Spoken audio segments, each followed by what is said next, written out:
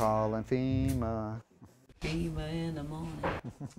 You know, we're living pretty Spartan right now. There's no water or gas, so there's no heat. I mean, we're hauling water to flush the toilets. We're hauling water to wash dishes. We're trying to keep it paper plates and stuff like that as much as we can, you know. We always cooked at home, but we're like eating out 4 times a week at least and trying to cook here at the house as much as we can. You know, we've been grilling some and cooking some breakfasts and stuff. We're both scouts. Yeah, yeah. This is Zone 3. Zone 1, which is considered pretty stable, is Magazine Street and all back in there. It's pretty happening. And then Zone 2 is between here and there, and this is the outskirts of the hardest hit area, I guess. But they're encouraging people in this area in particular to rebuild, to get on it as quick as possible, to get more people back as quick as possible. The whole historic renovation and construction and rebuilding old buildings was a major motivator for me to move to New Orleans to begin with. To work on old buildings like this, both for the owner and for the contractors, tends to be a labor of love because, quite frankly, it's easier to tear this building down and build a new one. For people who rebuild these buildings, they do it because they love the old buildings and the heritage of it all, you know, knowing that this house was built about 100 years ago or so, and the different period of time that it was in New Orleans. Rebuilding something like this is not easy. It just melts. You can see the water damage and the piers sink in the mud because we're in the swamp, and you know, the termites and etc. You know, there's quite a bit to repair when you put something like this back together.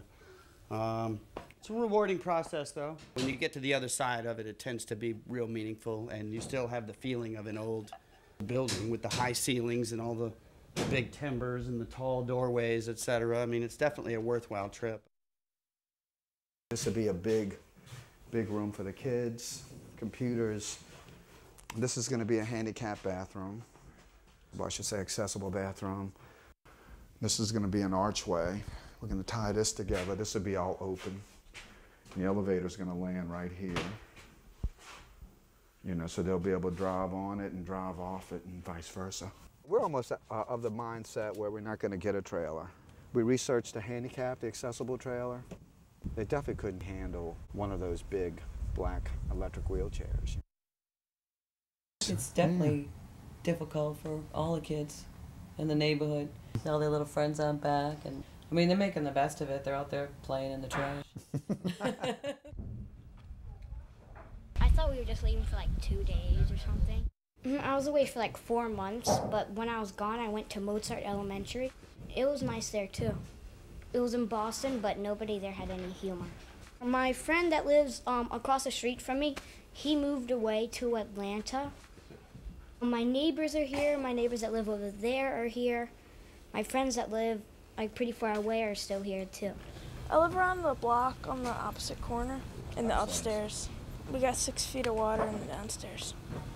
The basement right now, it was like a rec area and stuff. And my sister who's at college, she had like a guest room down there.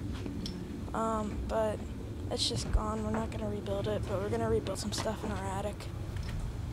As soon as we figure out all the insurance stuff, we're gonna start, but we're happy because we just got grass on our yard, and we just, got some landscapers to put it down.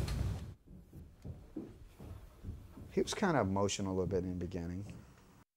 I won't forget it, but might not be all about it. I forget a little bit about it, but not too much. It'll get there. It's time, patience. It's got to get worse before it gets better, isn't that what they say? We're grateful, right? I'm calling FEMA. Till you sizzle, what a lovely way to burn.